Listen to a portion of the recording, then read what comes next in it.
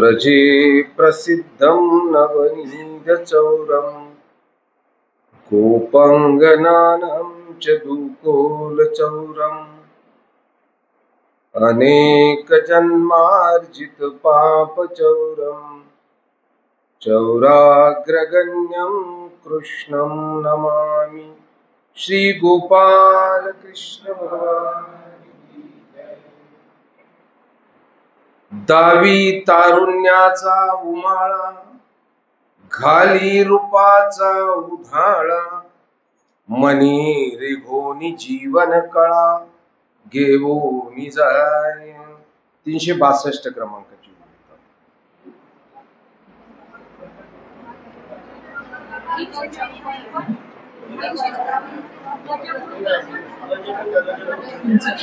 गजगुरु सुरुवात झाला होता आपला। सुरुवात झाली होती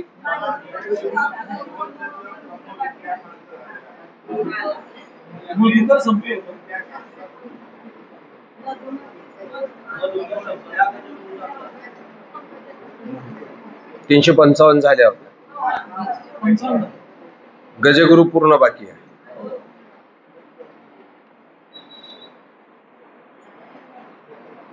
ऐके राज शिरोमणी, योगी वरजावी रमणी, एरवी हेतू होय मरणी, गजापरी।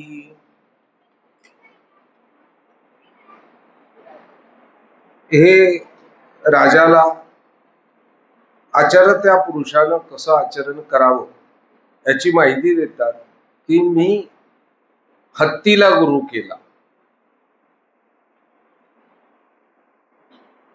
तो एक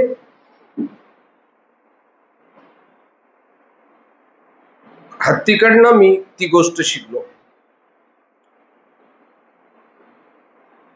की हत्तीच्या मृत्यूला कारण ती मादी असते, हत्ती नसते। आणि म्हणून योग्यानं एकटं राहावं, स्त्री प्रपंचात पडू नये। हस्तिनीचे निभोग मेळे, गजासी बंधन पातले, ते वेळी ते रहस्य जाणीतले, मिया तयापासून या। आणि हे हत्तीने बद्दलची असलेली त्याच्यामध्ये ममता निर्माण झाली, मोह निर्माण झाला, आणि त्या मोहापायी तो हत्ती आपल्या मृत्यूला कसा कवटाळतो हे मी त्या हत्तीपासून शिकलो।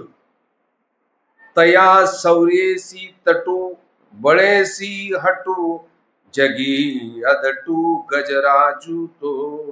हा गजराज इतका बलवान असतो, त्याला साखळदंडांनी बांधता येत नाही। कशानं तो आवरलाही जात नाही, आणि चहू बाजूला त्याला दाबून धरू म्हटलं तरी दाबल्या धरून जात नाही। तो झुंजारा गडे, पायी भार साखळ काढे, तोडी करणीये पडे तरी घावून धरी। त्याच्यापेक्षा कोणीही झुंजार नाही। त्याच्या पायात बेड्या बांधल्या तरीही तो आवरला जाऊ शकत नाही। तो अगदी एवढे मोठ्या बेड्या त्याच्या पायात घालतात तरी तो लिलया चालत असतो, अगदी एवढं ताकद त्याच्यात आहे। परंतु तो हत्ती विषयानं मात्र घायाळ होतो। त्या स्त्रीच्या मोहामध्ये पडून तो सर्वस्वी त्याचा हरण करून टाकतो, मृत्यूला कवटाळतो। तैसा प्रमादाचा भडखंबा, पुतळीये चेन मिसे के जे उभा, तरी तोही खोची जीवाचा गाभा, देखत खेऊ।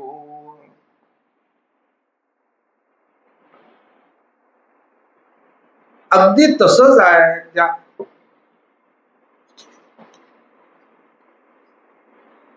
एखाद्या स्त्रीचा पुतळा जरी उभा केला तरीही त्या पुतळ्याच्या मिशानं विकाराला जन्म घातला जातो। आणि हा अंतःकरणी हा पुरुष घायाळ होतो केवळ त्या पुतळ्याला पाहूनच.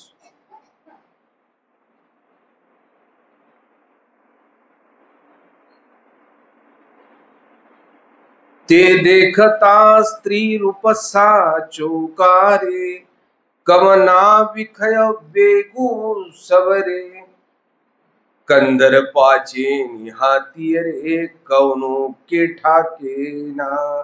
आणि या विषयाला आवरणं कुणालाही शक्य नाही. या कामाच्या शस्त्रापुढे कुणाचाही टिकाव लागत नाही. दावी तारुण्याचा उमाळा, घाली रूपाचा उधाळा, मने रिघोनी जीवन कळा, घेऊन जाई. ते एखाद्याला मंत्रानं वश करून घ्यावं तशा पद्धतीनं हा विकार वश करून घेतो, मध्ये प्रवेश करतो आणि मग जीवनाची जीवन कळा जी आहे ती हिरावून घेऊन जातो. देखे वनितेचे रूपडे, तरी कामाचा पस्मारू चढे, सवेची खुरखुरीत पडे नरकाग्नी आणतो. त्याला त्या विकाराचं फेपर चढतं, म्हणजे ज्याला तो आपण म्हणतो काय त्याला फिट येणं. आणि मग तो जसा हात पाय खोरतो, नाकातोंडात त्याच्या पाणी गळतं, तसं त्याला विकाराचं फेपर चढतं केवळ पाहिल्यानंतर किंवा त्या विकारानं प्रवेश केल्यानंतर. नाका कानाचा खुरखुर असा आवाज येतो आणि तद्वत हा जीवात्मा नरकाग्नीत पडून हातपाय हलवत असतो. देवोनी अंगाचा मेळू, आडो नये ब्रह्मविद्येचा कोळू, भडखळी राहून घे आदळू विचोरेसी.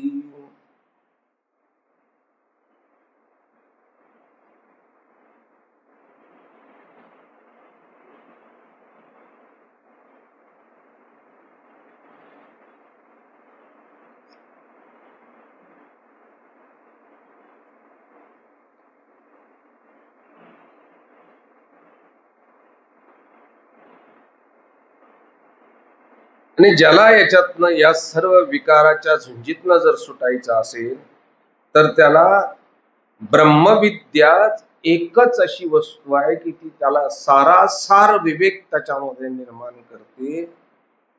आणि जेव्हा ब्रह्मविद्या सारासार विवेक निर्माण करते तेव्हा त्याला हा विकार हा शत्रूसारखा वाटतो आणि त्या विकाराची झुंज तो देत असतो. हा ब्रह्मविद्या जाणता. आणि आळी या दिठी ते मुनी मना ते खांबाटी, अवकळा करून शेवटी विटंबून जाय. जर त्याला ब्रह्मविद्येचा आधार मिळाला नाही, विकाराचा त्याला प्रतिकार करण्याचं बळ मिळालं नाही, ब्रह्मविद्या हे एक शस्त्र आहे, त्या शस्त्राच्या आधारे त्याला त्या विकाराचा प्रतिकार करायचा आहे.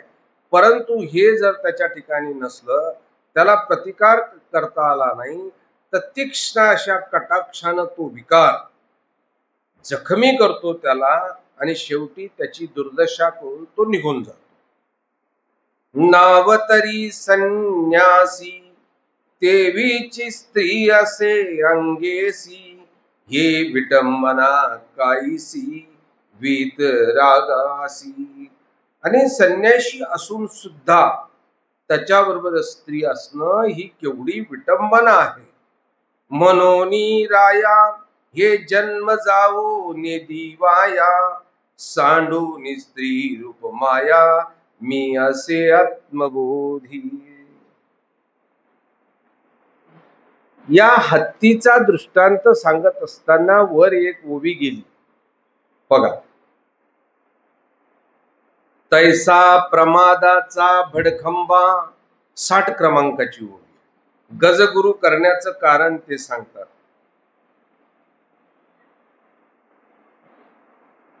57 क्रमांकाची ओवी.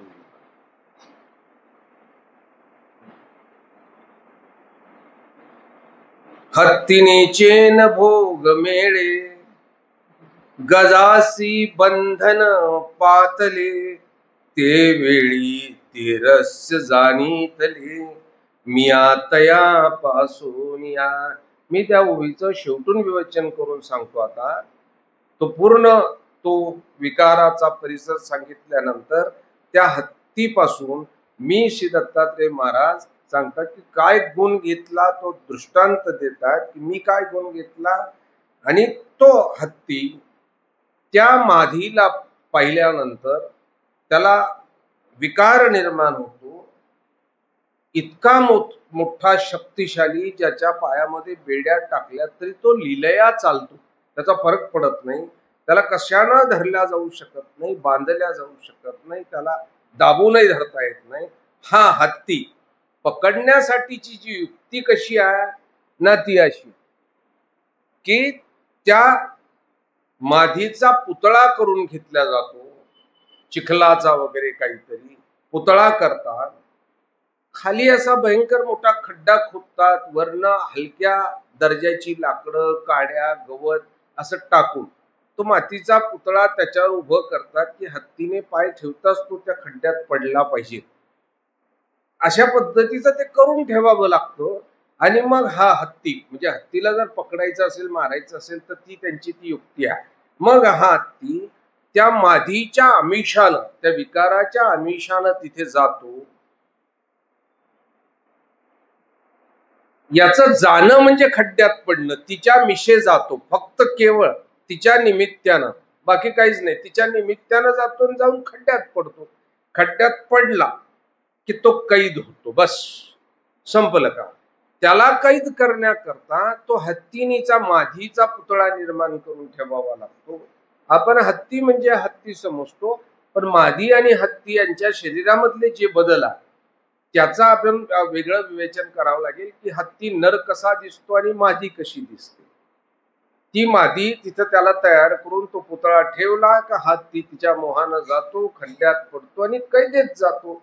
अगदी तसंच अगदी विकाराचा मोह निर्माण करून हा आचरता पुरुष जर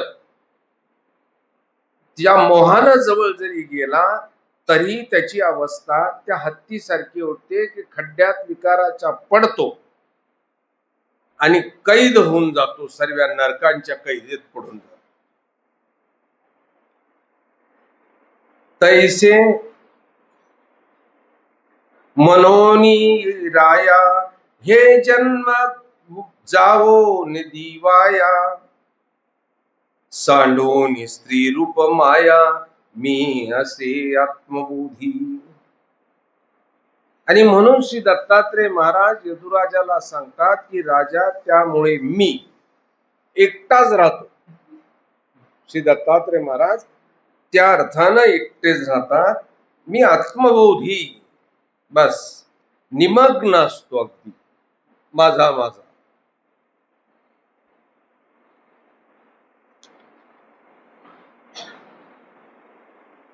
पुढचा गुरु आहे मधुकर. कितवाया? 14. मधुकर म्हणजे परत एक वेळेला मधमाशी आहे. परत एकाच व्यक्तीमध्ये काही गुण असतात आणि काही दुर्गुण असतात. काही दुर्गुण सुद्धा आपल्याला सगुण म्हणून स्वीकारता येतात. त्याच्यात असलेली दुर्गुण, औषधाच्या गोळीमध्ये असलेला कडूपणा हा आपला आजार बरा करतो. कडूपणा हा दुर्गुण आहे, पण त्यातला गुण आहे आपला आजार बरा करणारा. या मधमाशी मधली पहिला गुण पाहिला. आता दुसरा गुण सांगतायत की त्या मधमाशीला संग्रह करायचा नाद असतो. ती खातच नाही, संग्रह करते, जमा करते. ती झाडांवर फिरते, फुलांवर बसते आणि संग्रह करून घेऊन येते. ते मध ठेवते आणि कदाचित तिने ते जो संग्रह करून ठेवलेला आहे तिच्या विनाशाला कारण तेच होत असतं. करोनी आयासू मासिया मिळविती रसू, तेने संग्रहे होय नासू देहा सकट. या माशा हे मध आणून जमा करतात आणि केवळ त्या संग्रहामुळे त्यांचा नाश होतो. बघा, तैसे मनस्मरणी दक्ष नव्हे संग्रहाची लक्ष मनोनी फळ नये मोक्षू साधन तया. आणि पौर्णिमेच्या किंवा अमावस्येच्या दिवशी त्या मधाच्या त्या पोळीमध्ये मध्ये पूर्ण भरलेलं असतं असंच मानलं जातं. आणि म्हणून मग ही मध काढणारी जी लोक आहेत ही खाली अग्नी पेटवतात. त्या अग्नीच्या जळींनी त्या माशा मरतात, पडतात. त्या पडल्या, जळाल्या, काही पळून गेल्या तर मग ती मध काढणारी त्या पोळातनं मध काढून घेतात. त्यांच्या जळण्याला, मरण्याला कारण काय झालं? त्यांनी आणलेलं कणाकणानी मध तिथं साठवलं.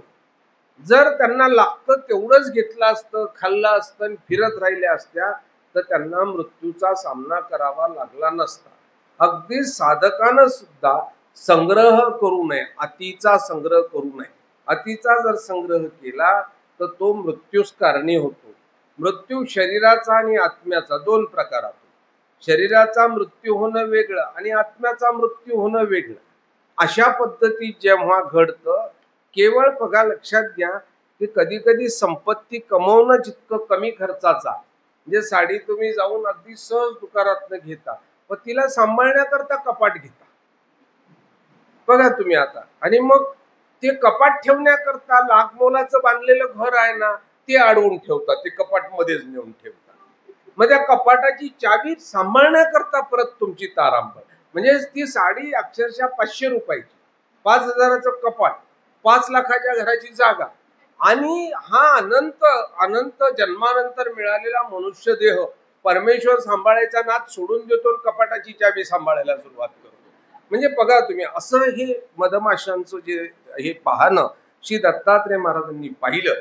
आणि मग दत्तात्रय महाराजांनी तो संग्रह करू नये हा सिद्धांत आपल्याला सहज समजून सांगितला. यांनी हरिणालाही गुरु केले.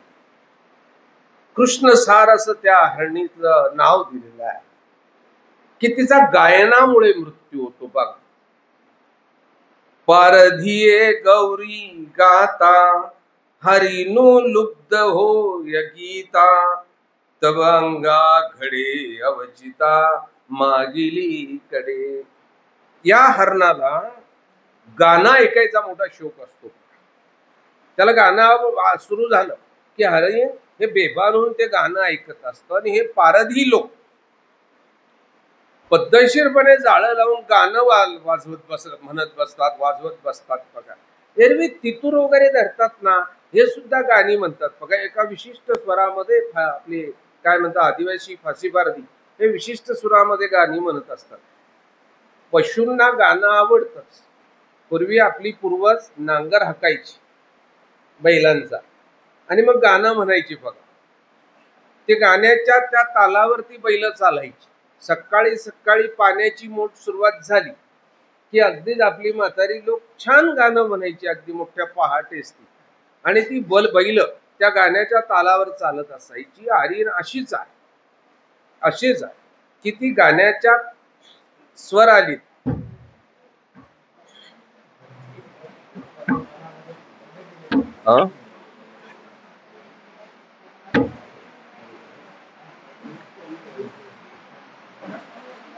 थोडासा उजेड करशील.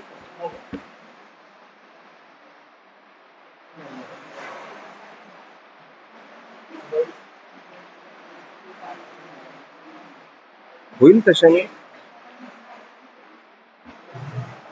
पडून जाईल. इथं इथे ठेव, मी धक्का लावेल, मी पडून टाकेल. आवाज पाण्याचा इतका आहे, आवाज येईल इथे करतो नाही, तुझा आहे, यांना पोहोचणार नाही. पावसाचा आवाज खूप आहे. गौरी गाता हरिणू लुब्ध होय गीता तव अंगात खडे अवचिता मागिलीकडे. छानस चारी बाजून जाळं लावतो वेद लावतो आणि मग गाणं म्हणायला छान छोटासा कसला तरी आवाज करतो आणि गाणं म्हणतो. ही हरीण त्या वाजण्याला आणि गाण्याला ऐकते आणि स्वतःला हरवून जाते.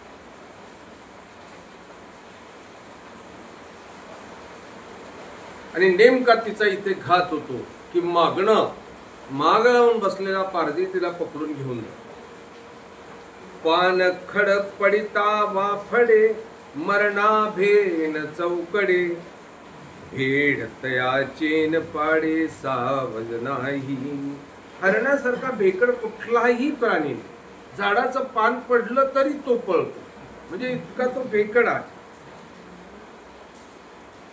परंतु त्या वाजण्याच्या याच्यानं बेभान होतो आणि त्याला कळत नाही काय झालं म्हणून. त्या गाण्याबरोबर वाजणाऱ्या त्या टिकटिकीनं तो बेभान होतो आणि शेवट त्याचा आत्मघात घडतो. सरी विंगुतले चित्त मनोनिया मुकला जीविता विको म्हणे मारिता तेने पाडी. त्या गाण्याच्या तालाच्या सरीमुळे चित्त गुंतत आणि तो बिचारा त्याचा घात होतो. तसा साधकाने संगीतासारखा कुठलाही असा वेगळा विषय नाही की त्याचा घात घडवे. त्याला त्याचं वेड नको आहे. लक्षात घ्या, देवाची प्रार्थना करणं ही प्रार्थना आहे, पण चित्रपटाची गाणी ऐकत मागे एक अपघात झाला होता रेल्वेचा. गाणं ऐकतात ही मुलं रस्त्याने चाललीत का, मोबाईल असतो त्यांच्या खिशामध्ये, कानामध्ये ते दोन्ही कडनं ते काय घालतात आणि मग खाली मानेनं चालतात त्या गाण्याच्या त्या धुंदीमध्ये. ती मुलगी रेल्वेचं गेट ओलांडत असताना तिच्या कानामध्ये ते गाणं चाललेलं, तिला लक्षातच आलं नाही रेल्वे येते आहे म्हणून.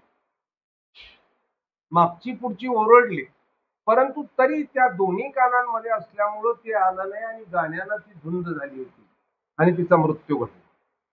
अगदी वास्तवातली ही गोष्ट आहे. हे गाणं जर असा मृत्यू घडू शकतं तर तमाशात देहभान विसरून नाचणारी लोक नाहीत का? डान्स बारला जाणारे सर्वस्वी संपून टाकणारे नाहीत का? हे ऐहिक लोकातलं संपून जातं एवढंच नाही तर पारलौकिक ईश्वर साधना सुद्धा त्यामुळे भंगते, की तिकडं त्या साधनेतलं सुद्धा बाजूला निघून जातो आणि मग त्याच्यावर ही सर्व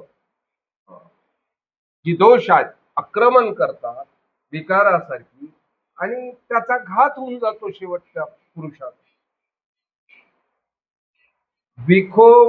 विखो नव्हे मारिता तेने पाडी. आणि म्हणून संगीतासारखा दुसरा घातक असा विषय कुठलाच नाही. गाणं बाहेर लागलं का हातातली गाठी तिथंच थांबते, मुखातलं नाम कुठे कळत नाही आणि आपण त्या गाण्याबरोबर गाणं म्हणायला सुरुवात करतो. असं घडतं का नाही? साधने तर पतन होणारी ती गोष्ट आहे. मनोनी गीत ध्वनी किती नाही कावी कानी. सर्वज्ञांनी काय सांगितलं म्हणून? गीत मनोनी गीत ध्वनी किती नाही कावी कानी रज संचारे पुरुषा हानी होय सत्वाची. आणि म्हणून पुरुषाने गीत ध्वनी सुद्धा ऐकू नये. काय होतं त्याचं ना, रजोगुणाचा उदय त्याच्या अंतःकरणामध्ये होतो, त्याचा संचार होतो रजोगुणाचा. आणि एक वेळेला रजोगुणाचा संचार झाला की सत्वाची हानी होते. अगदी सोपं गणित आहे. त्याने त्याची मालकी केली की सत्वगुणाची हानी होऊन जाते आणि सत्व जर संपलं तर बाकी काही विषयच राहिला नाही ना. आणि म्हणून त्यांनी सांगितलं की मी हरणाकडनं तो गुण शिकलो.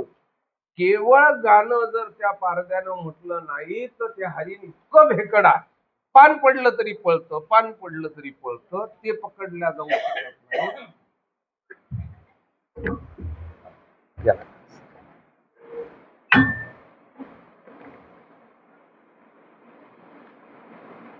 इतकं भेकड आहे, फक्त त्या गाण्याची त्याला नशा आहे आणि त्यामुळे त्याचा आत्मघात घडतो. म्हणून साधकानं गीत विखो असं सर्वज्ञांनी सांगितलं की त्यापासून तुम्ही लांब.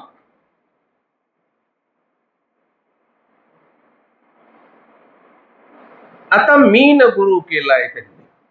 मीन म्हणजे मासोळी. मासोळीला गुरु केलंय. त्या मासोळीचा मृत्यू कशाने होतो? फक्त रससेवनाची अभिलाषा, बस खाण्याची अभिलाषा. चांगलं काहीतरी खायला मिळतंय असं वाटून त्याचा मृत्यू ते स्वीकार. मिनू धावे आविसा तो गळी पोवला जैसा, मृत्यू पावे तैसा रस संबंधी. तो कोळी माशी धरणारा, त्याचा तो गळ असतो असा वाकडा, आणि तिथे तो खाण्याची वस्तू लावतो, कणकेचा गोळा वगैरे काहीतरी लावतो, तो असा खाण्याची वस्तू लावतो आणि सोडून त्याला स्थिर ठेवून देतो. ती मासोळी लांब न पाहते ती, आणि तो रससेवनाची तिला ती तो पदार्थ खाण्याची ओढ निर्माण होते. वेगानं जाते, काही विचार न करता तोंडात घेते आणि तो गळ घशात अडकून तिचा मृत्यू. मृत्यू पावे तैसा तो गळी पोवला जैसा, मृत्यू मिनू धावे आविसी तो गळी पोवला जैसा, मृत्यू पावे तैसा रस संबंधी. आणि अशाच रससंबंधानं हा चरता पुरुष साधनेवरनं त्याचं पतन होऊन त्याचा विनाश होऊ शकतो, त्याचा मृत्यू घडू शकतो. केवळ ती मासळी त्याचा मोह धरते, रससेवनाची अभिलाषा करते आणि स्वतःचा मृत्यू होऊन देते. तैसा रसू सेविता भिक्षुकू स्मरणी नव्हे दक्षू, गोडी घेता मोक्षू दुरावे. आणि म्हणून तसा या आचरत्या पुरुषानं अगदी जर रससेवनाची अभिलाषा केली, त्या रससेवनाच्या मागे लागला, मिष्टान्नाच्या मागे लागला, तर मात्र तो स्मरणात दक्ष होऊ शकत नाही. तुम्ही हलकं अन्न खाल्लं ना तर तुम्हाला बसणं शक्य आहे, अभ्यास करणं शक्य आहे, स्मरण करणं शक्य आहे, पुस्तक वाचणं शक्य आहे. परंतु अगदी हेवी तुम्ही जेवण जर केलं, अगदी ऑइली चांगलं, तर तुम्हाला बसता येईल चांगलं स्वस्थतेनं? नाही ना करता येणार. आणि म्हणून साधकाचंही तसंच आहे की साधकानं जर अशी रससेवन केली तर तो स्मरणामध्ये दक्ष राहणार नाही. स्मरणाच्या वेळेला त्याला जांभळे आल्याशिवाय राहणार नाही, त्याची पाय दुखल्याशिवाय राहणार नाही. आणि मग त्या रसाची मात्र आवडी निर्माण होऊन जाईल, गोडी निर्माण होऊन जाईल. तो स्मरणापासून दुरावेल. स्मरणापासून दुरावला म्हणजे देवापासून दुरावला, वेगळा विषयच राहिला नाही काही त्याचा. आणि मग त्याचा खऱ्या अर्थानं परमार्थिक मृत्यू झाला असं म्हणावं लागतं. जो स्मरणापासून दुरावला, जो देवापासून दुरावला, त्याचा परमार्थिक मृत्यू झाला. आणि हा गुण ते म्हणतात मी त्या मासळीकडनं घेतला. जर त्या मासळीनं त्या गळाला लागलेल्या कणकेचा किंवा त्या पदार्थाचा मोह धरला नसता तर त्याचा मृत्यू उडवला नसता, तसा साधकानं त्या पदार्थाचा मोह न धरता आपल्या आपल्या साधनेवर राहावं. आता हा पिंगळा, ही पिंगळा नावाची वेश्या आहे. या वेश्येला श्री दत्तात्रय महाराज सांगतात मी गुरु केले. अनुतापानंतर विषयभोगाचा संपूर्ण ती त्याग करते, ईश्वराला सर्वस्वी अर्पण करते. अशी पिंगळा वेश्या, तिच्यातल्या त्या गुणांचा मी स्वीकार केला, तिला गुरु मानलं. ऐके राज शिरोमणी पिंगळा म्हणजे सामान्य रमणी, ते विदेहाचा पाटणी पूर्वी असती झाली. त्यांनी सांगितले की एका जनकाची राजधानी मिथिला येथे, या मिथिला नगरीमध्ये ही पिंगळा नावाची एक सामान्य स्त्री वेश्या राहत होती. कथा दृष्टांत सांगतात श्री दत्तात्रय महाराज यदुराजाला. तिया जवळी मी काही एक शिकला, ते ऐके भूपाळा अवधान देऊनी.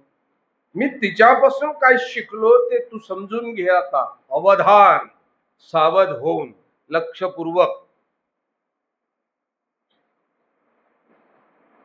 एक वेळ ते पन्यांगना, कांताची कामना, करुणी सिंगार रचना, बैसली बाळनेसी. ही सर्वांगाला शृंगारित करून पाळण्यावर बसून राहिली, वाट पाहत परपुरुषाची द्रव्या करता. कांताची कामना, पैशाची कामना करत. कोणीतरी येईल, परपुरुष येईल, तो मला द्रव्य देईल. आणि म्हणून तिने सुंदर असा शृंगार केला आणि ती आता येणाऱ्या गिराईकाची वाट पाहत तिथं बसली. ते कामिनी हाटी, ये जाय विळासियाची दाटी, परित्याची वास शेवटी, कवनी पाहे चिना. तो बाजार होता, तो वेश्यांचा बाजार होता. तिथं विलासी लोकांची दाटी होती, येणं जाणं होतं. परंतु एवढ्या गर्दीमधनं तिच्याकडे कोणीही पाहायला तयार नव्हतं. बस, कोणी तिच्याकडे पाहत नव्हतं. ते वेळी ते कांता म्हणे, या ते संसारा नाही निरुता, म्हणून अनुते पात निघाला हा.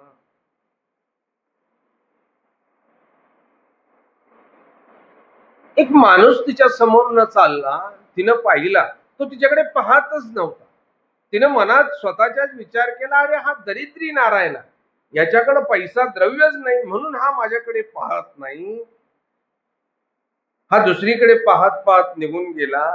असा प्रत्येक येणाऱ्या माणसाबद्दल ती विचार करायची आणि अजून रस्त्याकडे वाट लावून कुणीतरी येईल म्हणून तिची आशा लावून ती बसलेली होती.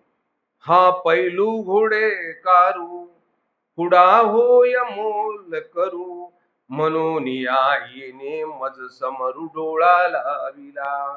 आणि दुर्दैवानं समोरनं एक घोड्यावर स्वार झालेला एक सरदार, ज्याच्या पुढे सेवक चाललेला होता, त्याची दृष्टी हिच्याकडे पडली. हिला असं वाटायला लागलं की अरे हा श्रीमंत आहे, याच्याजवळ द्रव्य आहे, हा म्हणून माझ्याकडे पाहतोय, माझ्या सौंदर्याकडे पाहतोय.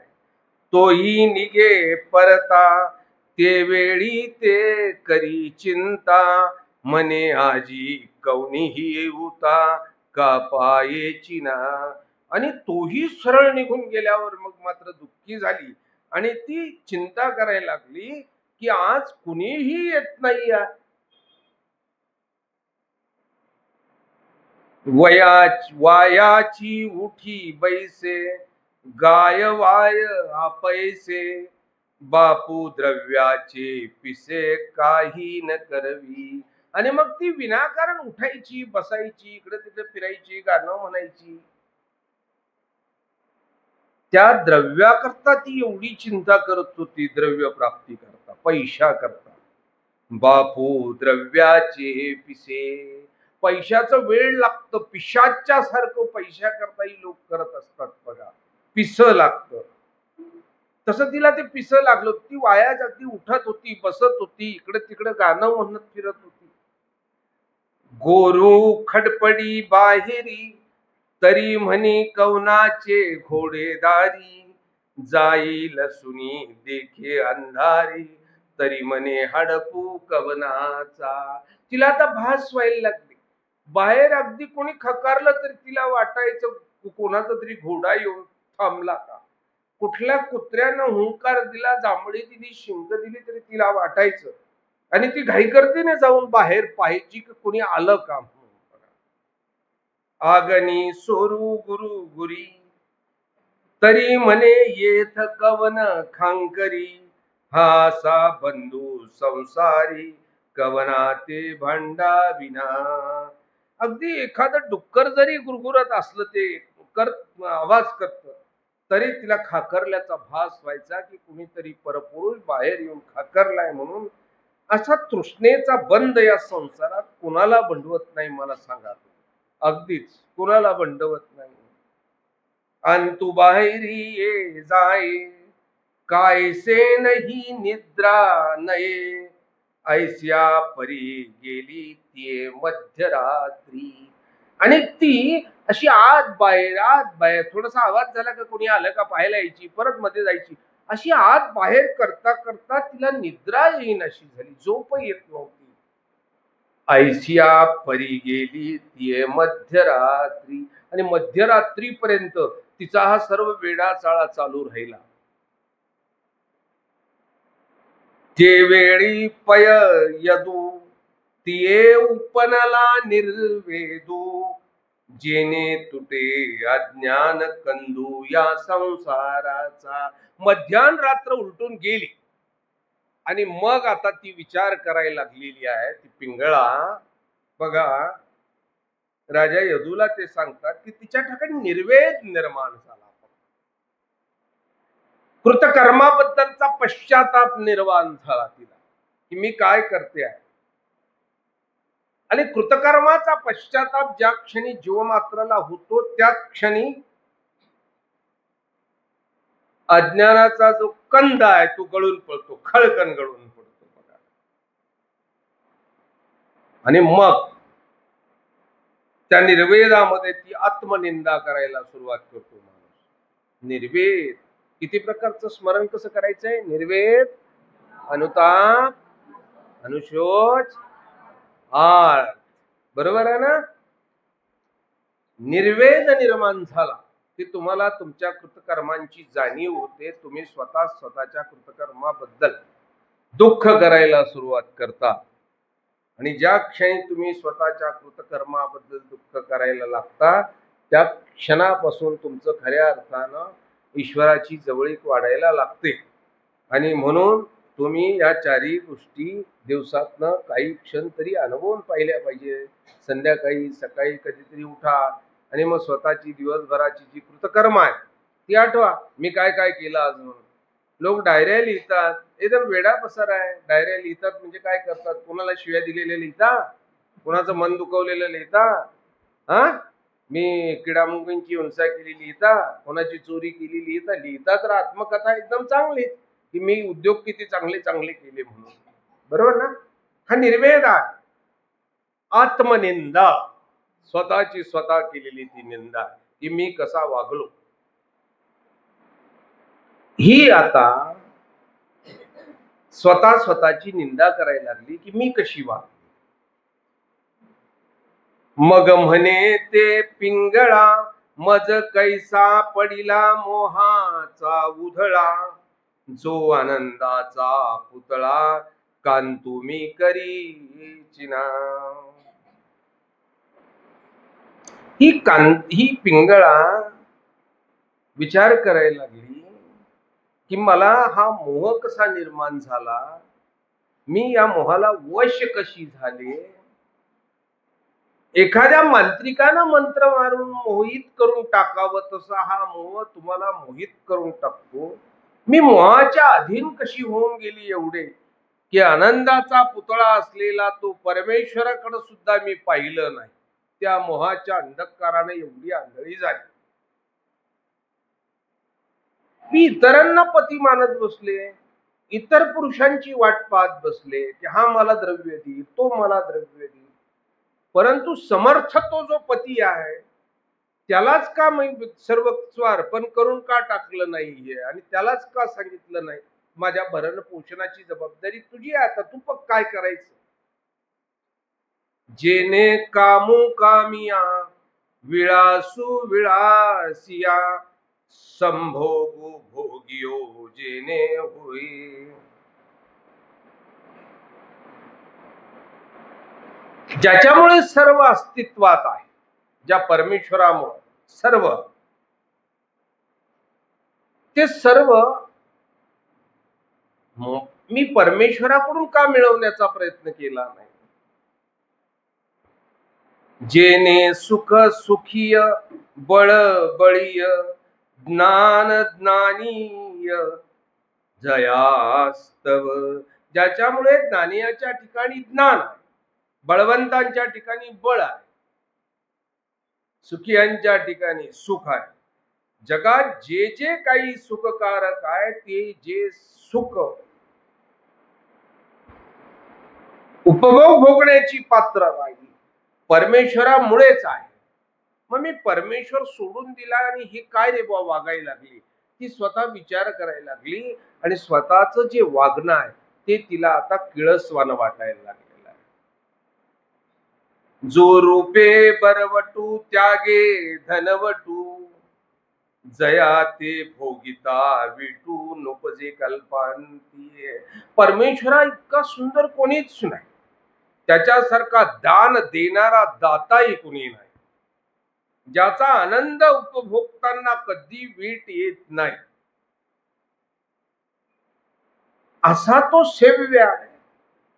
मी तो सोडला आणि नरकासमानी भोग भोगत राहील.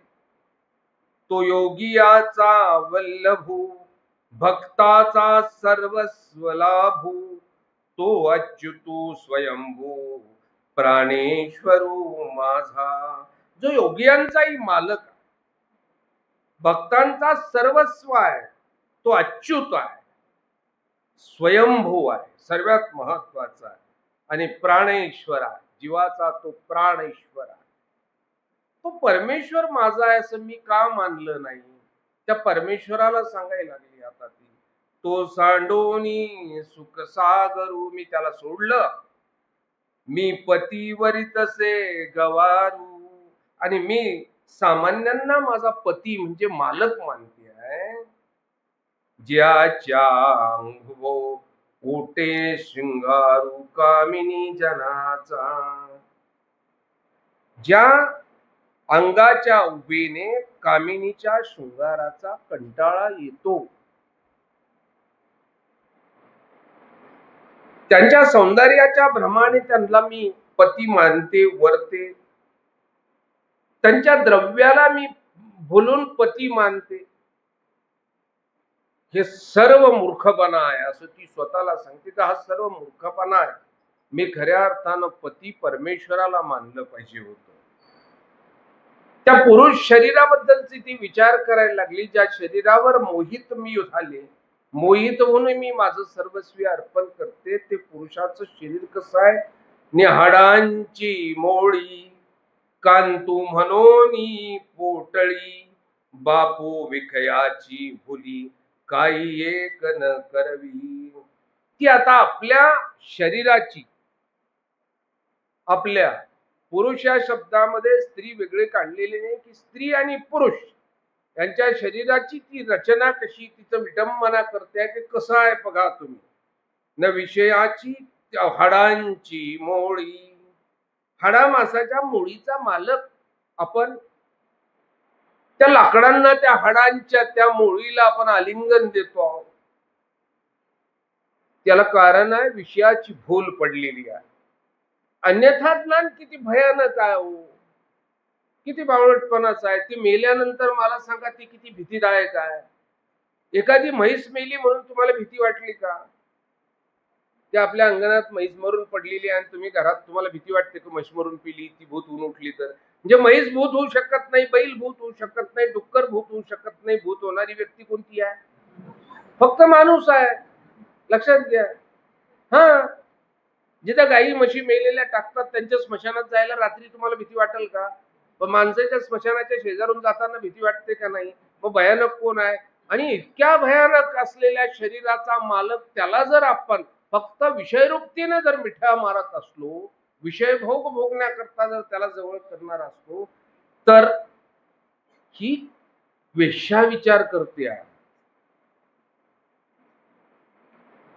केवळ विषयाची भूल तिला पडलेली असते आणि त्या मोहामध्ये हे सर्व जीवात्मा करत असतो. बघा, हाता पायाचा मोळा, अमेध्यासी पडिला तया नाव ठेविला नरू ऐसे. घाणीमध्ये हातापायाचा ठसा उमटावा त्या घाणेरड्या रूपाला नर असं नाव दिलेलं आहे. ओवीचा एका शब्दातला अर्थ काहीच नाही. एखाद्या घाणीमध्ये हात ठेवला आणि जो ठसा उमटतो त्या घाणीमध्ये तसा आहे, आणि त्याला नर असं मनुष्य असं नाव दिलेलं आहे त्याला. बस. हे घामाची खांदव खाल श्लेष्माची चिखल वहाळ अपानाची धुमसाळ शरीर हे. या शरीराचं वर्णन केलं. कसं आहे, याला ना एक दिवस आंघोळ करू नको, मग कळतं कसं आहे. अहो काही तर सकाळी आंघोळ केलेली सुद्धा संध्याकाळी वास येतो. शेजारून गेले का बसकन वास सुटतो घामाचा. ते नानाविध प्रयत्न करतात अंगावर स्प्रे वगैरे मारून. उलट तो घामाचा वास आणि स्प्रे एकत्र झाल्यानंतर तिसराच वास तयार होतो. मनुष्य शरीराची अवस्था आहे, लक्षात घ्या. दुर्गंधीनं युक्त असं मनुष्य देह. रात्री झोपलेला माणूस सकाळी जर उठला ना, तो किती प्रेमानं बोलायला लागला तरी माणूस तोंड त्याच्यापासून इकडं तिकडं नेतो, कारण त्याच्या मुस्काटाचा वास भयंकर घाणेरडा वास येतो. हा, त्याने ब्रश करत नाही ना तोपर्यंत त्याच्याशी बोलणंच अशक्य होऊन जातं. बरोबर आहे का? अहो 8 दिवस स्त्रियांनी केस नाही विंचरले तर ओवा पडतात ना हो. म्हणजे ओवांना खाद्य तयार करतात 8च दिवसात. बघा, हे शरीर बघा ना कसं आहे, किती कुचका आणि घाणेरडा आहे. हे सर्व रोगाचे भांडवल दुर्गंधीचे प्रथम स्थळ लोमेचे बांबल पालहिले. हे सर्व रोगांचं ठिकाण आहे. सर्व रोग आहे त्याच्या ठिकाणी बघा. हे भांडवल आहे रोगांचं, दुर्गंधीचं. याला सर्व रोग होतात. सर्व प्रकारची दुर्गंधी याच्या ठिकाणी आहे. हे सर्व अंगावर बारीक केसांचं जंगल आहे. पहा ना तुम्ही काय गंमत आहे ती. हे मळमूत्राचे भांडे म्हणून ठाको नये या निडे शिव शिव याचे न पाडे आणि कसमळ नाही. हे मलमूत्राचं भांड आहे, सोबतच आहे. आपण जिकडे घेऊन फिरतो तिकडे चालू जायचं. दोन्ही गोष्टी आपल्या बरोबर आहेत. घासता काय घरातले बघोने तांबे, तुमच्याबरोबर जे साहित्य त्याचं काय करणार, ते तर सोबतच घेऊन फिरतो. हे मलमूत्राचं आहे, सर्व भांड आहे, याला काय करणार तुम्ही. आणि म्हणून अनेक कश्मळ नाही. मनुष्य शरीरा इतकं वेगळी घाणेरडी वस्तू कोणतीही नाही, कोणतीच. याचा भीतरू नसाहे निहारू करू नये विचारू या कळेवराचा. त्यांनी सांगितलं ज्ञान दृष्टिकोनातून जर निहाळून पाहिलं तर आपल्याला सहन होणार नाही इतकी घाण या शरीराच्या ठिकाणी आहे. आणि म्हणून या देहाचा खऱ्या अर्थानं विचारच करायला नको आहे. मज्जेचा आळा रुधिराची ओलावा मेद मासाचा किजे काला सरीसेन पाडे. लहान लहान शिरा मज्जा संस्थेचं आळ रक्त हे पाणी टाकून संप्रमाणात या मेद मासाचा काला हा सर्व आहे. शरीर हे सर्व कसं तयाची लहानवती मळीजे वात पिती मम श्लेष्मा पडुती कालविजी. या शरीराबद्दलचा अजून ती विचार मांडती आहे की या शरीराला कसं केलं पाहिजे याचा वापर.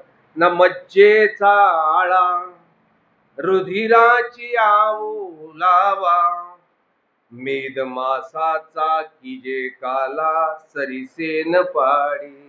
अगदी पिठामध्ये पाणी घालून ते पीठ मळावं, तसंच या बारीक बारीक असलेल्या रक्तवाहिना ही मज्जा संस्था यामध्ये रक्ताचं हे पाणी घालून मळावं, त्याला चांगला काला करावा. तयाची लहानवती मळीजे वात पित्ती ममळ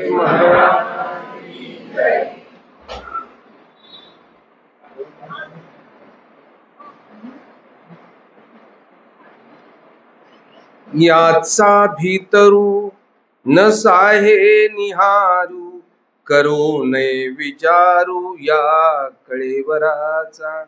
या शरीराचा विचार न करणंच बरं.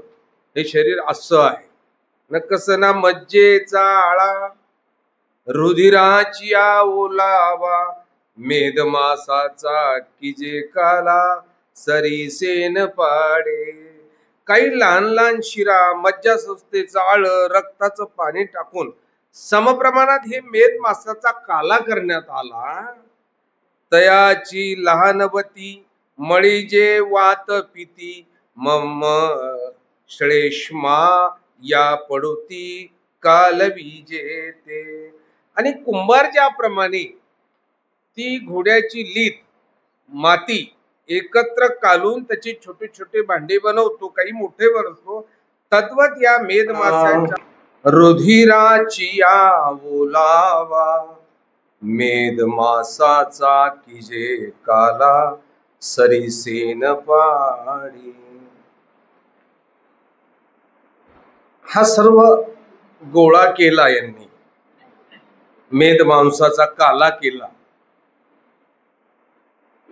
तयाची लहानवती मळीजे वात पित्ती ममळ श्लेष्मा पडुती कालविजे. आणि तो कुंभार ज्याप्रमाणे ते माती ती लीद एकत्र करतो, तिला बऱ्यापैकी अगदी हे तयार करून त्याची भांडी बनवतो ना, तद्वत अगदी अशी भांडे भरून त्या काल्यात छान आकार देतो, वेगवेगळी आकार देतो. तिया मातीची आटा लिंपोनी अस्तीचा साठा मेळोनी सिरा एकवटा मग बांधीजे ती. हा हाडाचा मनुष्यकार साठा करून त्यात मेद मांस कफ पित्त असे त्याला लिंपतात अगदी चारही बाजूने. बघा हा सांगाडा आहे आणि त्याला वेगवेगळ्या प्रकारच्या भागामध्ये वेगवेगळं असं लिंपून त्याला असा आकार बरोबर केला, देखणा आकार केला. आणि त्याला शिरा ज्या आहेत, यामध्ये ज्या शिरा आहेत त्या शिरांनी एकामेकाला बांधून टाकला हा सर्व सांगाडा. ओढो निवोले चांबडे बोखरी जे चहूकडे तया पुरुखाचे रूपडे ऐसे नाव ठेविजे. हे सर्व झाल्यानंतर ती देहाभिमानी देवता चारी बाजूनी चांबड्याचं ओढून झाकण तयार करते याला सर्व्याला, आणि त्या सांगाड्याला आवरण देते, अगदी चर्माचं कातडीचं आवरण दिलं की त्याला पुरुष हे नाव ठेवलं जातं. बघा, स्त्री किंवा पुरुष एकंदरीत नाव दिल्या जातं. रिगोनी त्या पुढे मी जोडी कवडे ये मोलाची चाडे काही एक न कीजे. अशा घाणेरड्या पुरुष रूपात पुढे जाऊन मी, ती वेश्या विचार करतोय, जे शरीर इतकं घाणेरडं आहे त्या शरीराच्या पुढे मी जाते आणि द्रव्य कमवते. पैशासाठी हा जीव एकंदरीत काय करत नाही पैसा मिळवण्याकरता. इतक्या घाणेरड्या त्या शरीरा पुढे जाऊन स्वतः समर्पित होऊन पैसा कमवण्याची अभिलाषा मी करते. ही वेश्या मनाशी हा विचार करते आणि स्वतःची दोष ती एक एक स्वतः उजळणी करायला सुरुवात करते. काय आहे, आपण कधी प्रायश्चित करतो बघा, कार्यक्रम झाला की प्रायश्चित करणे ही आपल्याला नेहमी आनंददायी गोष्टी वाटली पाहिजे. परंतु या प्रायश्चिताच्या वेळेला आपली दोष काय होतं, आम्ही सांगतो तुम्हाला की म्हणा मी पापी, मग तुम्ही म्हणता मी पापी. एकंदरीत बरोबर ना. मी कखाई, तुम्ही म्हणता मी कखाई. त्यापेक्षा बावळे मी चोरटी आहे ना, मग चोरटी म्हण. मी भामटी आहे ना, मी भामटी. कारण तुझा चोरटेपणा, तुझा भामटेपणा, तुझा आगाऊपणा हे सर्व तुला माहिती आहे ना. जे तू अपराध करते ते तू म्हण, तुझ्या अपराधाला परमेश्वर क्षमा करेन ना. बरोबर आहे ना. आम्ही सांगितलेलं काय, एक एकाचा दोन दोनाचाही मास्तरकी झाली ना. त्यातनं आत्मशुद्धी होत नाही. बरोबर ना. ज्याला निर्वेद म्हटलेला आहे ना, तो या अर्थानं म्हटलेला आहे की स्वतः केलेल्या अपराधाबद्दलची परमेश्वर जो क्षमा मागत असताना त्या अपराधाचं दुःख करणं की माझ्याच्याने हे सर्व घडलं म्हणून. ही वेश्या ही स्वतःचे अपराध स्वतः आठवते आहे आणि स्वतः दुःख करते आहे. खऱ्या अर्थाने हे तिचं प्रायश्चित चालू झालेलं आहे. कृत्याकृत्य कीजे मग हात्मा प्रतिपाळीजे, तोही विकोन जीजे या परते पाप नाही. ती वेश्या म्हणते की बरं वाईट नाना प्रकारची कर्म करून हा आत्मा पाळावा, त्याचं पालन पोषण करावं आणि मग तोही विकून जगावं, यासारखं दुसरे काही पाप आहे का. आत्म्याचं प्रतिपालन करण्याकरता नाना प्रकारची आपण पाप करतो आणि त्याचं पोषण करतो, भरण पोषण करतो बघा. आणि शरीराचं, आणि तेच शरीर विकायचं आणि परत पैसे कमवायचे, यापेक्षा वेगळं कोणतं पाप असणार आहे. ये मिथळेचा हाटी शरीराची करून सिंगवटी, जे एमी भोकटी तोही ओळी मीची एकी.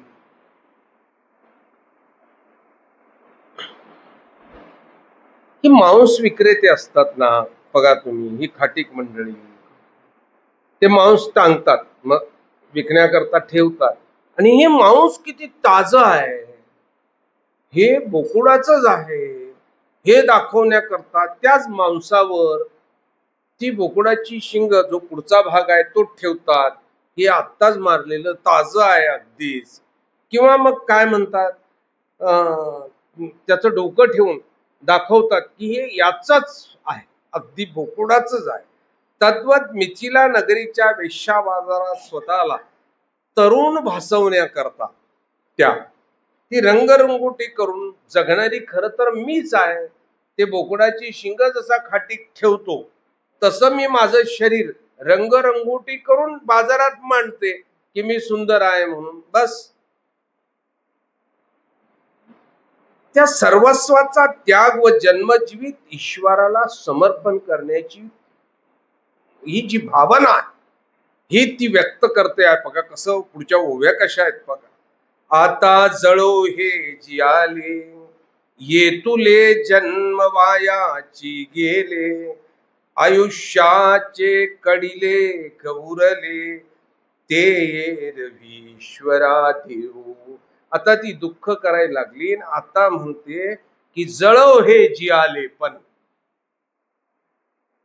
हे संपून जावं आता एकदाच. सर्व अनंत जन्म वाया गेलीत आपली. किमान आता उरलेलं जे आयुष्य आहे ते तरी मी आता ईश्वराला अर्पण करते, करायला पाहिजे. ती वेश्या आता मनाशी हा निर्णय घेते की मी आता ईश्वराला अर्पण करेन.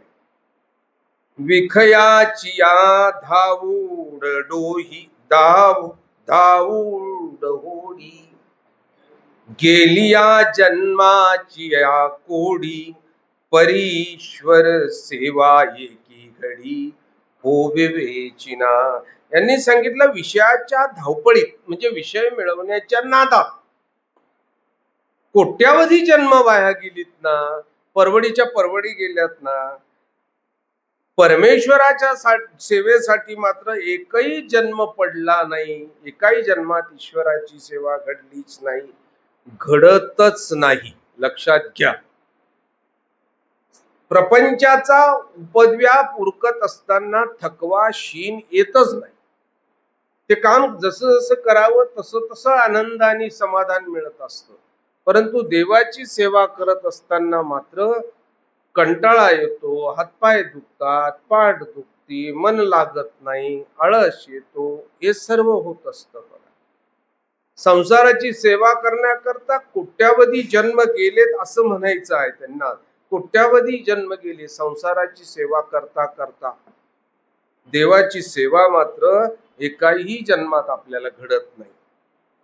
आता सर्वस्व सांडिजे, हे जन्म ईश्वराशी दिजे, मग काही होईल ते पाहिजे, येणे शरीरेसी. ही सर्वस्व सोडून आता हा जन्म जीवित परमेश्वराला देऊन टाकल्यानंतर काही होईल ते पाहिजे. बघा तुम्ही, येणे शरीरेसी, या शरीराचं काय होतं हे पहा. एक जन्म त्याला देऊन बघा काय होतं. आणि म्हणून ही वेश्या ही दुष्कृत्य टाकून राहिलेला जन्म परमेश्वराला देण्याकरताची आता तयारी करते.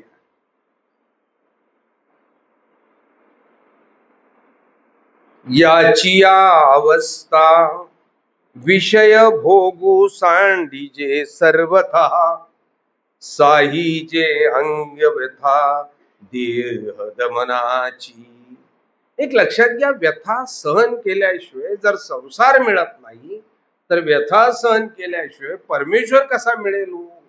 संसाराची क्षणिक सुख मिळवण्याकरता जर आपल्याला हाताला चटके बसवावून घ्यावे लागतात, म्हणजे 2 चपात्या 2 भाकरी एखादा पापड भाजायचा असला तरी हाताला जर चटके बसून घ्यावे लागतात तेव्हा तो मिळतो. तर परमेश्वर मिळवण्याकरता आपल्याला देहदमन करावंच लागणार. त्याच्याशिवाय परमेश्वर प्राप्त होणार नाही, परमेश्वराचा तो कैवल्य आपल्याला प्राप्त होणार नाही. म्हणून देहदमनाची व्यथा सहन करावी लागणार आहे. ही कामिनी विचार करते की आता देहदमनाची व्यथा आपण सहन करू. ऐसी आचर्या पवित्रा, करावे शरीर यंत्रा, मग होईल प्रेम पात्रा, तो चैतन्यनाथू. तो परमेश्वर अशा चर्येनं पवित्र करून आपण चैतन्यनाथ जो परमेश्वर आपल्याला पुढं प्रेमाला पात्र केल्याशिवाय राहणार नाही. देहदमनाशिवाय परमेश्वर त्याच्या प्रेमाला किंवा कैवल्याला प्राप्त करत नाही. आती जाती कुळ सांडूनिया, ज्याचे घररी गो बळिया, हा ईश्वरू एको वांचोनिया, कवन रक्षितासे. अगदी विषयासाठी जाती कुळ न पाहता त्या कोळ्याची घरवात करते. त्याचप्रमाणे जनाची संबंधांची लाज लज्जाही सोडते. कशा करता? केवळ विका विषय सुखा करता बळजबरीने घरात घुसते. जाती कुळाची लाज लज्जाही सोडून देते. स्त्री एखादी केवळ विषय सुख प्राप्त करण्याकरता. जर परमेश्वर सुख प्राप्त करायचं असेल तर आपल्याला ही जगाची लाज लज्जा सोडून परमेश्वर सुख प्राप्ती करता आपण परमेश्वराची घरवात केली पाहिजे. लक्षात घ्या.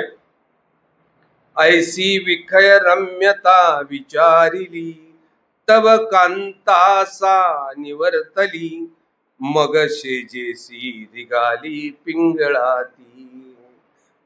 विषयाची संगत ही अनित्य आहे. या विवेकाबरोबर तिच्या अंतःकरणात परपुरुषाबद्दलची जी आसक्ती आहे ती नष्ट झाली. आता ती स्वच्छ झाली. खऱ्या अर्थाने सर्वांची आसक्ती तिची संपली आणि मग ती झोपण्याकरता आपल्या आसनावर सुखानं झोपी गेलेली आहे. मनोनी भूपाळा, खांडोनी असेच्या सांखळा, मी असे मोकळा नैरास्य वनांतुनी. आणि म्हणून राजा मी या आशेच्या सर्व साखळ्या तोडून वनात अगदी निवांतपणे मुक्त होऊन मोकळा संचार करत असतो. बघा, लक्षात घ्या. श्री दत्तात्रय महाराज यदुराजाला सांगतात की हा मुक्तपणा मी त्या ललनेकडनं शिकलो आहे. कितवा गुरु येईल आता?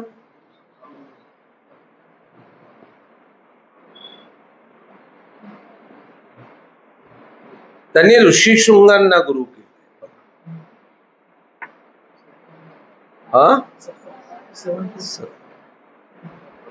शृंग ऋषींना आता त्यांनी, पंगत आहे ना, पंगत नाही, स्वयंपाक करायला यांना जावं लागेल ना.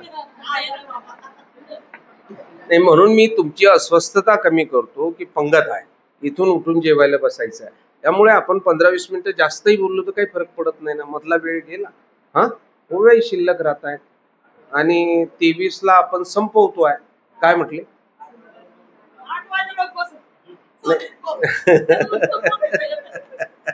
नाही, आपण 23ला संपवतोय. 23च्या सायंकाळी हे सर्व संपवत आहे. त्याला पूर्ण ग्रंथ संपणारच नाही. किती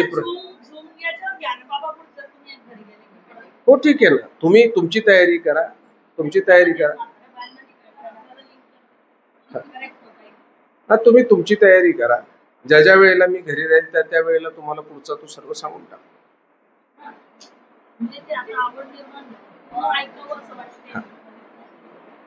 ऋषीशृंगांना गुरु केलं कारण का केवळ दर्शनानं सुद्धा पथभ्रष्ट होतो आणि म्हणून चित्रेची स्त्री न पाहावी सर्वज्ञ सांगतात की तिथं, आणि गाणंही ऐकू नये, गीत विखोई सांगितलेलं आहे. आणि म्हणून त्या अर्थाने त्यांनी ऋषीशृंगांना गुरु केलेलं आहे. त्या ऋषीशृंगाचं हे वर्णन पुढे केल्या जातं.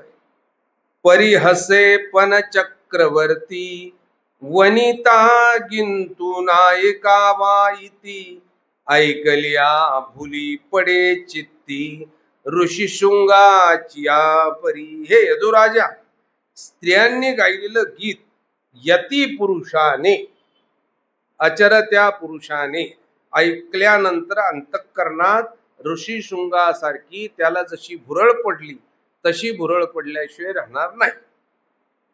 तव रावो म्हणे अवधूता ऐसी कवनी ते कांता जिया विभांडकाचिया सुता भुली उपजवली. हा राजा श्री दत्तात्रय महाराजांना विचारतो, हे प्रभो, अशी कोणती ती स्त्री होती त्या विभांडक ऋषीचा पोरगा ऋषी शृंग त्या गाण्यानं भुलवलं, अशी ती स्त्री कोणती होती, ती कथा मला सांग. कैसा वीतरागू ऐकी जे ऋषी शृंगू तयासी झाला भंगू सांघय कवनी परी. असा वीतरागी असलेला तो ऋषीशृंग सर्वज्ञ ज्याचं वर्णन करतात बघा, की तो स्त्री पुरुष ऐसा भेद न जाणे. एवढा तो त्यागी होता की ज्याला स्त्री आणि पुरुष यातला भेदच माहित नव्हता. एवढा वितरागी हा ऋषीशृंग, याचा तपभंग कसा झाला नेमका, ती कथा मला सांग. हे यदुराजा श्री दत्तात्रय महाराजांना विचारतायत. जयाचा हृदय पटी वनिता विळासाचे बिंब नुठी तो धावे स्त्रिया पाठी ऐसे केवी झाले. ज्याच्या हृदयावर कधीच स्त्री विषयाचं चित्रच उमटलं नाही, कसं आहे तो एकाएकी कस काय आता मागे धावायला लागला, विकाराच्या मागे धावायला लागला. तव म्हणे अवधूतू तो तुझ सांगेन वृत्तांतू जेने बांधला मृगी सुतू प्रमदाजनी. तेव्हा अवधूत वेशात असलेल्या श्री दत्तात्रय महाराज त्याला निरूपण करायला लागलेले यदुराजाला की राजा, या स्त्रियांनी मृगसुताला म्हणजे ऋषीशृंगाला कसं बांधलं विषयामध्ये, ही कथा तुला थोडक्यात सांगतो, फार लांब नाही, थोडक्यात सांगतो. म्हणतात सया दशरथाचा देसी, ब्रग पडले कौनी एकी वरुषी, तै मूळ पाठविले ऋषी शृंगासी, वधुजना ते. आणि या दशरथ राजाच्या देशामध्ये एक वर्षी अवर्षण पडलं, दुष्काळ पडला. मग एका भविष्यवेत्त्यांनी उपाय सांगितला की जर पाऊस पडायचा असेल तर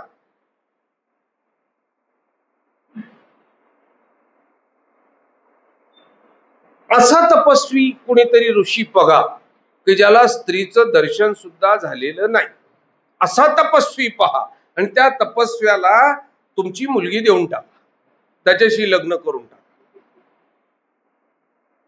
तरच हा दुष्काळ दूर होईल. अन्यथा हा दुष्काळ दूर होणार नाही. आणि म्हणून राजानं स्त्रियांकरवी आता ऋषी शृंगाला बोलवण्याची व्यवस्था केली की त्याला बोलून आण. तया माझी पात्र कळिका, ते उत्तम नायका, कंदर्पाच्या मारांका गोसाविने ती. आणि या स्त्रियांमध्ये पात्र कळिका नावाची श्रेष्ठ अशी जी उन्मत्त गायिका होती, ती विकाराचा हल्ला, विषयाचा हल्ला करण्याकरता तरबेज होती. आणि तिला कामदेवाची सर्व शस्त्र दिली आणि तिला सांगितलं जा ऋषी शृंगाला आता घेऊन ये. आणि ती आता ही सर्व कामदेवाची विकाराची जी शस्त्र आहेत, ही विकाराची शस्त्र घेऊन निघाली. कामतत्वाची कुळदेवता, की लावण्यवनीची कल्पुलता, नाते मूर्त झाली संगीता चंद्र किरणांची. आणि ही कामशास्त्राची कुळदेवता होती जशी जणू काही त्या अरण्यातलं फळ देणारी जणू काही ती कामदेवताच, लावण्यवती कामदेवताच होती. तिच्या रूपानं जणू चंद्रकिरणातली संगीत नामक 17वी कळा मूर्त झाली. तिने मूर्तीचा आकार धारण केला. इतकी ही आकर्षक स्त्री त्या ऋषी शृंगाला घेण्याकरता गेलेली. मदन यक्षणाची मातावळी, की सिंहार काल्होरीची महाकाळी, की वसंत पंचकाची फुलली कळी, गंध फुली ते. ही आकर्षण घेणारी, अंतःकरणी अगदी अत्यंतिक कामवासना निर्माण करणारी, शृंगाराच्या गाभारात असणारी जणू अधिष्ठात्रीच होती असं म्हणायचं आहे. की ती शृंगाराच्या मंदिरातली देवी होती. बस सोपा तिच्याकरता प्रश्न उत्तर आहे की शृंगाराचं मंदिर आहे, त्या मंदिरातली ती कामदेवता उभी होती जणू काही. वसंत ऋतूत फुलणाऱ्या पंचकाच्या जी फुलं आहेत त्या फुलांच्या कळीप्रमाणे ती इतकी देखणी आणि सुगंधी होती. ते सखी जनासी निघाली वैराग्य वनासी, तेथ असे तपोराशी ऋषी शृंग. ज्या वैराग्य वनामध्ये ऋषी शृंग वास्तव्य करत होते तिथे आपल्या सखीस ही ललना पोहोचली. अनगाचे गणचक्र उठाले, की सुखरसाचे जवळ लोटले, तैसे घसरले चालिले कामिनीचे सैन्य. कामदेवाच्या कामिनी स्त्रियांचं हे सैन्य जणू नाना प्रकारच्या सुखरसाच्या समूहात जणू. बघा तुम्ही, अवेशानं ऋषी शृंगाला आणण्यासाठी निघालेलं होतं. तिथं कुठलाही रस कमी नव्हता. सर्व रस एकत्र करून सुख, ज्याला सुख म्हटलेली आहे ती, या काम ललना सर्व कामशस्त्र हातात घेऊन ऋषी शृंगाला घेण्याकरता त्या जंगलात पोहोचल्या. मळ्या निळू मागाडा दाखवती च्युततरूचा मांदाडा, तेथ मोकली थोडा ऋतुराव. या वाटाड्याने अगदी आम्रवृक्षाची राई दाखवली. तेथे वसंत ऋतुराजा, ज्याला काय म्हणतो वसंतानं, वसंताला त्याला मोकळा करून दिलेला आहे, तो त्या ठिकाणी प्रगट झाला आणि स्वैर संचार करू लागला. या ओवीचा मोकळा अर्थ एका शब्दातला आहे की ते वन यांच्या जाण्यानं कसं घडतंय. त्या वनामधली परिस्थिती, ऋषिशृंग जिथं तपसाधना करत होते, ते तपसाधना करत असलेलं ते वनराज असं पवित्र आणि प्रसन्न होतं. त्या पवित्र आणि प्रसन्न वनराजीमध्ये हे कामराजाचं सैन्य घेऊन ही कामदेवता पोहोचलेली आहे.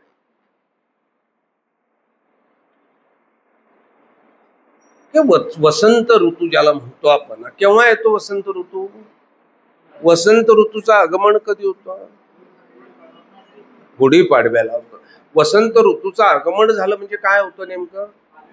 पालवी फुटते. त्या जंगलामध्ये अशी कोवळी पालवी फुटून ते वनराज असं प्रसन्न झालेलं होतं. त्या वनराजीमध्ये ही कामदेवता कामशस्त्र घेऊन हा विकाराचा मारा करण्याकरता सैंग ऋषीला तिथं पोहोचलेली आहे. तिथल्या त्या वनाचं वर्णन करतात. कसं आहे न, केतकी दळे निगळी कामोनी परिमळी टेकू देऊन सेईले वसंते तेथ. आणि ती ज्यातून पाणी गळत नाही अशी केवड्याची पानं सुगंधाची पुट देऊन, आवरण देऊन, बघा मूळ तर केवड्याचं पान हे अत्यंत सुगंधी आहे, वर्ण त्याला अजून सुगंधाची पुट दिली, कवर चढवली, खांबांचा टेकू देऊन असा तो वनराई आच्छादलेला होता. अवघा वनराई आच्छादलेला होता. चंद्राचेन सर्व देवळे तेने ऋतुराये वाहिले तव हाते कालवले तया तपवनांत. तो वसंत ऋतू जेव्हा त्या उपवनामध्ये आला ना, तेव्हा बघा त्या उपवनाचं वर्णन कसं आहे की ज्योतिषानं सांगितलेल्या बळानं तो वसंत ऋतू तिथं बहरलेला होता. आनंदानं जो तो वसंत आला वसंत आला वसंत आला म्हणून माणसं नाही, ती वनराईतली असलेली वृक्षराज वसंत आला म्हणून हात उंचावून, म्हणजे त्यांच्या फांद्या वर करून ती जिकडे तिकडे गोड असा ती गजबजाट करत होती. वृक्षराज आणि पक्षीराज. पक्ष्यांनाही वसंत ऋतूशिवाय वेगळा पर्याय नाही. ज्या वेळेला पानगळ होऊन जाते, त्या पाखरांना खायला मिळत नाही, बसायला सावली मिळत नाही. वसंत ऋतूचं आगमन व्हायला लागलं की पाखरांनाही आनंद होतो आणि वनराईत सुकलेली ती काड्यांसारखी दिसणारी झाडं आहेत त्यांनाही आनंद होतो की आता आम्हाला पालवी फुटेल, आता आमचं सौंदर्य वाढेल. पाखरांना वाटतं आता आम्हाला खेळायला मिळेल. काम क्रीडा रसाळे खेळती पक्षी कुळे झाडा उपजती डोहळे कामिनी याचे. आणि पक्षी कुळ देखील रसाळ अशा कामक्रीडा तिथे करायला लागलेल्या आहेत. एवढंच नाही हो, त्या वृक्षांना सुद्धा वाटायला लागला. त्या कविराजांनी कल्पना केली, झाडा उपजती डोहाळे, त्या झाडांना सुद्धा डोहळे पडायला लागले, व्हायला लागलेले. कामनीयेचे, क्रीडेचे, विषय क्रीडेचे. झांजरली पंचबाणे एकमेकावरी पडती हरणे तया कुसुम कराचे ताराने कवनू ठाकेना.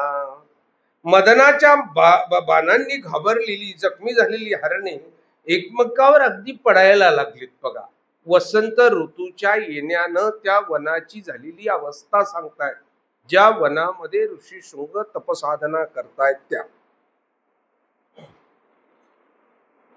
अनुरागाचा समरंगणी तै झुंजती तरुणी घाय वटा पडती विरहणी पलवसे जावरी. विषयाचा अनुराग या समरंगणात झुंजणाऱ्या स्त्रिया घायाळ झाल्या आणि विरणी होऊन झाडाच्या पानाच्या शेजेवर विसावल्या असं दृश्य त्या उपवनामध्ये दिसत होतं. कमळवनीचा घाटी अनंगाचे रण उठी कामिनी कबंदे लागती पाठी मुनिजनासी. आणि या कमळाचं वन, या घाटावर कामाचे मदनाचे सैन्य उठावले, त्यांनी उठाव केला.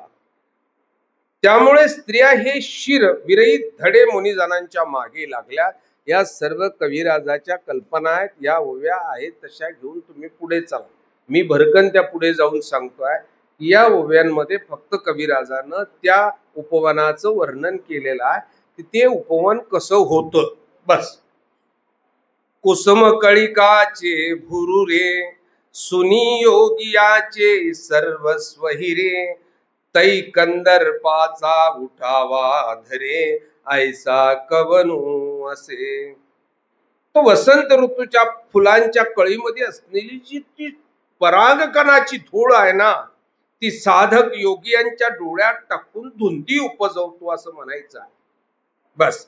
वसंताच्या नाईक वडी खिचिती कोकिळांची धाडी मग करीती उलिंगवाडी ती तपोवनी. ही कोकिळा सुद्धा त्या वनामध्ये कुहू कुहू करून गाऊन त्या वनाचा आनंद द्विगुणित करते.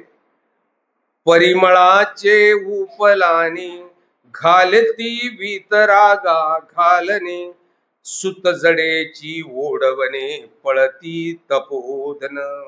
आणि सुगंधाचा छुपा हल्ला या वितरागी पुरुषांवर होतोय, बघा, लक्षात घ्या. तेव्हा याच झाली पुढे करून तपस्वी पुढे पळतायत. वितरागाची ढाल मळया निळ्याचे उखरडे आसुडिती वैराग्याची दिंडे मकरंदाची धोंदवंडे नागवती सयमाते परागाचा धुळीरा धुधुळिया मधुकरा अजोडिता विचारा अधोळी झाली ऐसी वसंत बहार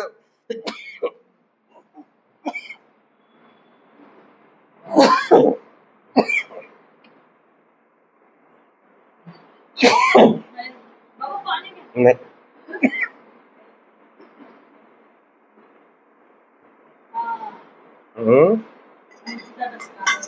हा, मिरचीचा वास.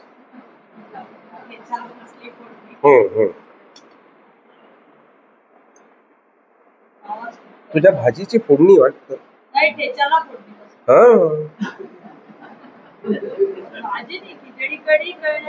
पण झालं ना, तिकडे ठेचा झाला, फोडणी आम्हाला बसली. काय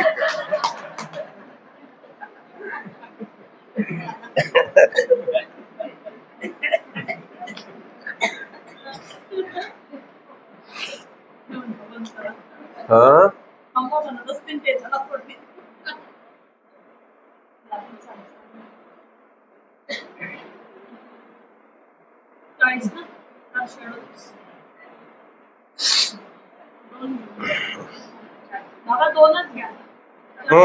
नाही, पुढे काही नाहीच. हे प्रकरण पुढे त्या सर्व वनराईचं वर्णन.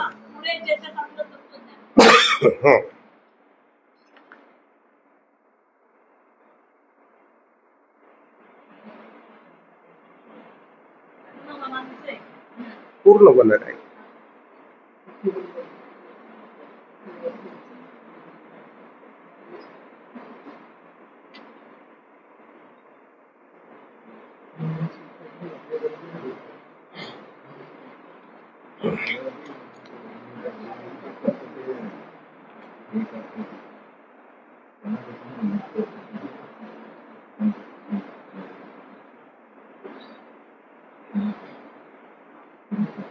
हे देखना या ओवीवर जा, 451 ला जा, मधल्या सोडून द्या.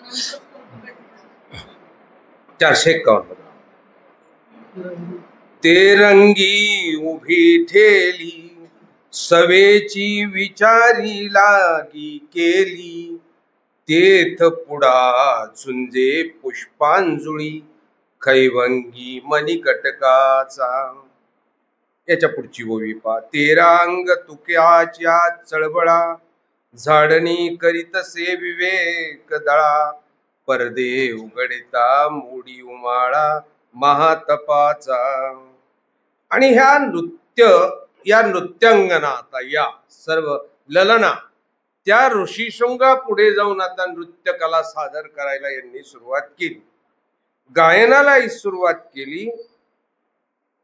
आणि या तपस्वीच्या जवळील विवेकरूपी समूहाचा नाश कसा होईल याचा प्रयत्न सुरुवात झाला. लक्षात घ्या, गणिका आणि गायिका या दोघं एकत्र झाले की तपसाधनेचा धुरळा उडाल्याशिवाय राहत नाही. आणि त्यांच्या त्या हालचालीनं आता ऋषीशृंगाची विवेक बुद्धी नष्ट व्हायला सुरुवात झाली. अभिनवी सतीसा दृष्टी तरी सर्वांगी घेऊन याटी लागती कटाक्ष सर्पाच्या पुटी कैलरील जीवाचिया. आणि ज्या प्रमाणे सर्पदंशामुळे मनुष्याची प्राणज्योत तडफडायला लागते बघा तुम्ही, तसाच प्रकार या ललनांच्या नेत्र लवणांनी डोळ्यांची जी चाळे आहेत बघा तुम्ही, ज्यातला भरतनाट्यम म्हणतात बघा, भरतनाट्यांमध्ये शरीराची जेवढी हालचाल होते त्याच्या दुप्पट डोळ्यांची हालचाल करावी लागते. डोळ्याच्या हालचालीने ती भाव प्रकट करावी लागतात. या स्त्रियांच्या त्या 36 प्रकट झाले त्यांच्या नेत्रातनं, त्यांच्या नेत्रपटलातनं 36 प्रकार त्या तपस्व्याच्या शरीर अवयवांना वश करण्यासाठी यांनी प्रयत्नांची पराकाष्ठा करायला सुरुवात केली. एवढंच नाही ना, ओवी पुढे सांगते की त्याच्या ठिकाणी असलेली जी तपसाधन आहे तिला पिळून काढायला सुरुवात केली ऋषीशृंगाच्या. ते पात्रा रावो पात्रा गुरु दावी हस्तकाचा विवरू तेथ जिव्हारे खोचे कुमरू विभांडकाचा. त्या पात्रकळिकेनं त्या विभांडक ऋषीचा पोरगा ऋषीशृंग याच्या समोर ज्या नृत्यातील वैभुत्यपूर्ण, मग ते हाताचे अभिनय असतील, पायाचे अभिनय असतील, संपूर्ण शरीराचे जे अभिनय असतील त्या प्रकारानं त्याच्यावर बाणांचा वर्षाव करून त्याच्या अंतःकरणाचा भेद घेण्याला सुरुवात केली, त्याला जखमी करायला सुरुवात केली. थांबू आता. आपण साधारणतः 154 ला येऊन थांबलेलो आहोत. मधल्या ओव्या आपण सोडून दिल्या. उद्या इथून पुढे जाऊ 455 ना, 455 सुरुवात करू आपण 455 ला. 454 झाल्या.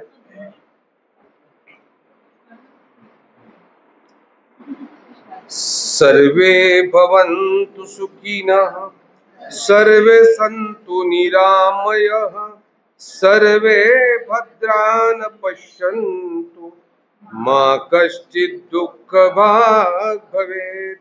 श्री गोपाल कृष्ण महाराज, श्री दत्तात्रेय महाराज की, श्री चक्रपाणी महाराज की, श्री गोविंद प्रभु महाराज की, सर्वज्ञ श्री चक्रधर स्वामी जय.